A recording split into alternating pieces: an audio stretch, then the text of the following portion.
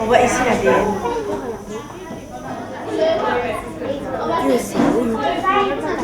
L'ADN, il y en a partout. Est-ce que tu vois? Allô? Faisais ça à la maison aussi. Oui, si vous le faites à la maison, hein, ça peut marcher. Si vous suivez les consignes. J'adore la science.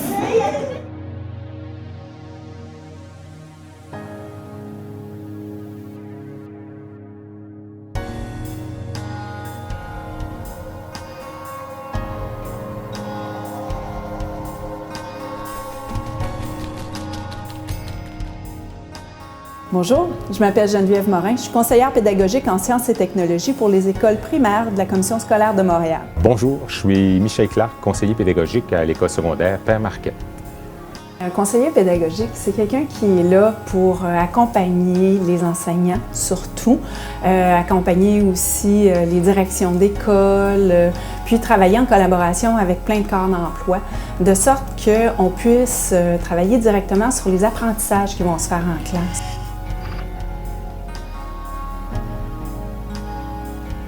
Moi, je n'interviens pas directement avec les élèves. Je travaille avec les enseignants et de faire en sorte que ces enseignants-là deviennent de plus en plus heureux dans leur métier et, par conséquent, de plus en plus efficaces dans leur métier et faire en sorte que les élèves, au fond, apprennent mieux, réussissent. En mathématiques, par exemple, avec les enseignants en deuxième secondaire ou en première secondaire, là, on travaille plus la didactique des mathématiques. C'est quoi les façons de transmettre une matière, une notion, pour que ça soit assez bien compris et assez rapidement par les élèves.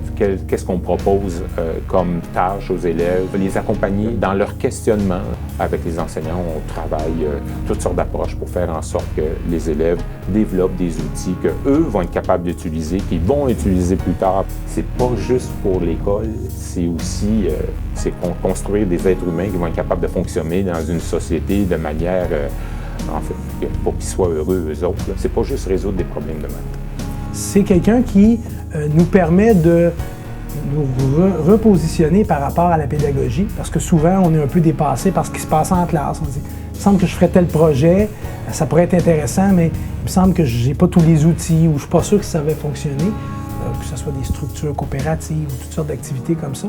Puis ici, il vient même en classe nous aider, on monte des activités ensemble, on monte des documents, puis c'est une touche de fraîcheur, parce que nous, on est des fois un petit peu rébarbatif à certaines idées.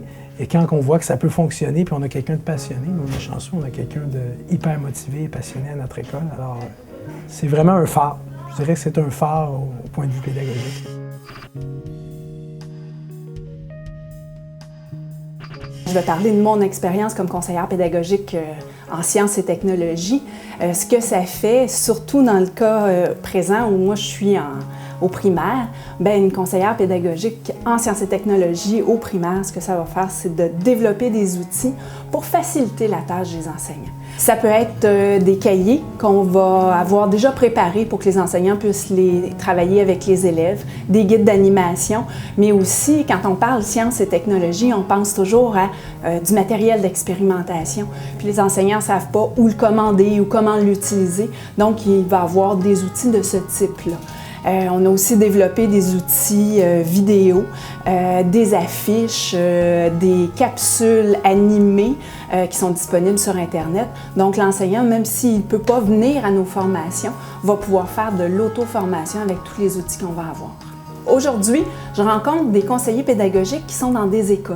Ce sont, comme les enseignants, des conseillers pédagogiques généralistes, mais ce groupe-là a décidé de s'impliquer un petit peu plus au niveau de l'enseignement des sciences. Une chose que j'entends souvent des équipes avec lesquelles je travaille ou que je lis sur les fiches d'appréciation qui sont remises à la fin des formations, et ça me fait toujours plaisir d'entendre ça, c'est « Ah, la science, c'est pas si compliqué que ça ». Parce qu'on pense que la science, la technologie, c'est quelque chose d'hyper complexe parce que c'est des scientifiques dans leur laboratoire, des gens un peu obscurs qui font ça. Pourtant, la science, quand on parle de ça au primaire, c'est simplement d'amener l'élève à comprendre le monde dans lequel il vit, de comprendre la nature, de comprendre les étoiles, de comprendre comment fonctionnent les jouets qu'il y a autour de lui.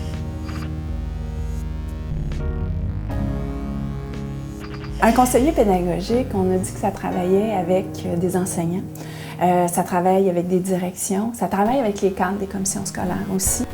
Il y a plusieurs aspects au travail des conseillers pédagogiques disciplinaires.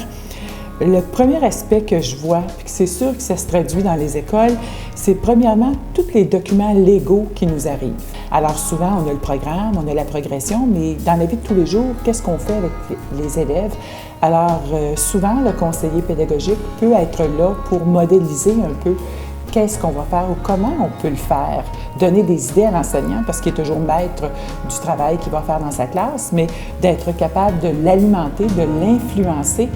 Lorsqu'il arrive une nouveauté qui nous vient du ministère, si cette nouveauté-là est d'ordre disciplinaire, prenons par exemple l'arrivée des cadres d'évaluation qui sont arrivés dans toutes les disciplines, ou si on regarde les progressions des apprentissages qui sont arrivés dans toutes les disciplines, bien, le conseiller pédagogique disciplinaire, souvent, ce qu'il va avoir à faire, c'est d'accompagner les écoles, de regarder qu'est-ce qu'il y a là-dedans, puis de bâtir des outils pour que ça soit utilisé.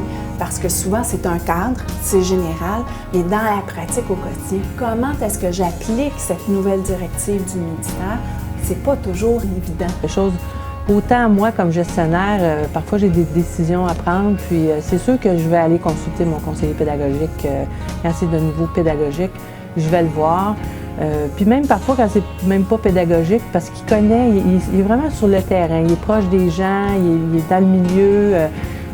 Donc quand j'ai une décision importante à prendre, bien, j'aime bien avoir son pouls pour dire « Ah, bien là, Mme Galarneau, là, peut-être vous n'en allez pas dans la bonne direction. » Puis là, je pose des questions, on échange, puis ça me permet de réajuster mon tir probablement beaucoup plus précis que l'idée de base que j'avais.